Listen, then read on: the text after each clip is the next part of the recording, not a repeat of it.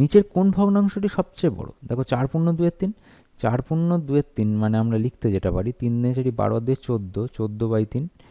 আবার 4×1=6, এটার মানে লিখতে পারি 4 × 24 25/6, আর 39/12, আর এখানে পড়ে আছে 47/12।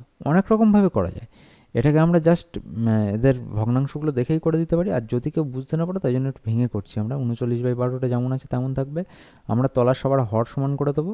তাহলে এখানে 2 দিয়ে গুণ করতে হবে, এখানে 2, এখানে 2, তাহলে 28 এখানে হচ্ছে 3 রয়েছে, তাহলে এটা 4 দিয়ে গুণ হবে, 4 দিয়ে গুণ হবে, 4×14 হচ্ছে 56/12, তাহলে এখানে হবে 50/12। তাহলে সবার নিচে 12 চলে এসেছে, তো সবার হর সমান হয়ে গেছে।